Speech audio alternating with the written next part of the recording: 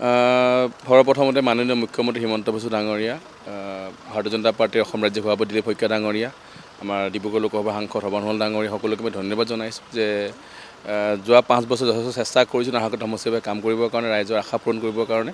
আৰু দলে যোৱা 5 বছৰ চাগে কাৰ্যকলাপ চাই, কাম কাজ চাই সন্তুষ্ট হৈ আকৌ প্ৰাৰ্থিত্ব প্ৰদান কৰিছে। আশা কৰিম নাহৰকটীয়া সমষ্টিৰ ৰাইজে আকৌ পুনৰবাৰ নিৰ্বাচিত কৰিব আৰু নাহৰকটীয়াবাসীৰ কাৰণে কাম কৰি সুবিধা দিব। কংগ্ৰেছৰ দলৰ পৰাই কৈছে যে এবাৰ কংগ্ৰেছী, মই কোৱা নাই, কংগ্ৰেছীয়ে কৈছে যে এবাৰ নাহৰকটীয়াত আইতা এগৰাকী টিকেট দিছে আৰু কৈছে যে নাতিয়ে ইলেকশ্যন খেলিব। এতিয়া কি কাৰণে ক'লে মই নাজানো, কিন্তু নাহৰকটীয়াত খুব চৰ্চা হৈছে যে আইতাই ইলেকশ্যন খেলি আছে।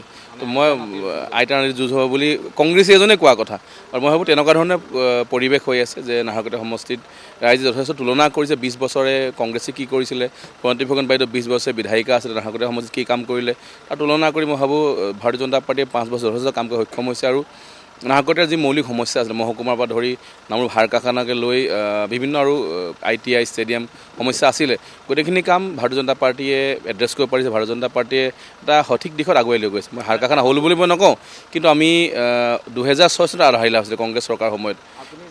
চাওক, লুৰিণজ্যোতি গগৈ মই নাভাবোঁ তাতো জিকিব পাৰিব, কাৰণ তেখেতে দুবাৰ হাৰিছে আৰু নাহৰকটীয়াত তেখেতে তৃতীয় পজিশ্যন আছিলে, দলীয় তৃতীয় পজিশ্যন আছিলে। সেইকাৰণে লুৰিণজ্যোতি গগৈৰ লগত মোৰ 2টা নিৰ্বাচন মই পাৰ কৰিলোঁ, এটা বিধানসভাৰ নিৰ্বাচন, লোকসভা নিৰ্বাচন, 2টা তেখেত পৰাজয় হৈছে।